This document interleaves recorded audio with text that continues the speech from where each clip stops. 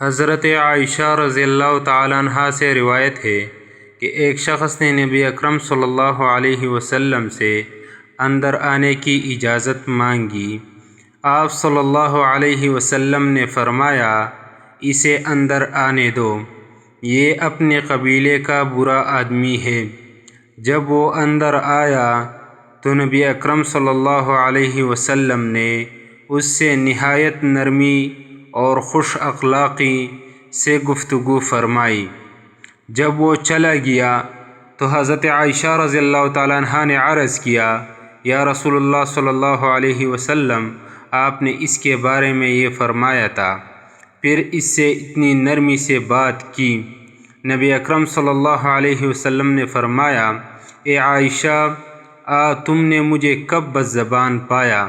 قیامت کے دن اللہ تعالیٰ کے نزدیک بدترین شخص وہ ہوگا جس سے لوگ اس کی بد زبانی اور شر سے بچنے کے لیے چھوڑ دیں۔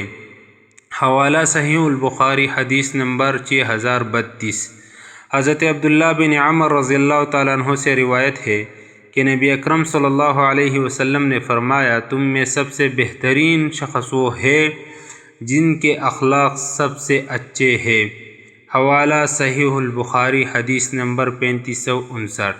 حضرت انس بن مالک رضی اللہ تعالیٰ عنہ سے روایت ہے کہ میں نبی اکرم صلی اللہ علیہ وسلم کے ساتھ چل رہا تھا۔ آپ صلی اللہ علیہ وسلم نے موٹے کنارے والی چادر اڑی ہوئی تھی۔ ایک دیہاتی آیا، اس نے چادر کو زور سے کھینچا، یہاں تک کہ چادر کا کنارہ آپ صلی اللہ علیہ وسلم کی گردن پر نشان چھوڑ گیا۔ پھر اس نے کہا، اللہ کے مال میں سے جو آپ کے پاس ہے وہ مجھے دینے کا حکم دیجیے۔ نبی اکرم صلی اللہ علیہ وسلم اس کی طرف متوجہ ہوئے، مسکرائے اور اسے کچھ دینے کا حکم فرمایا۔ حوالہ صحیح البخاری، حدیث نمبر 3149۔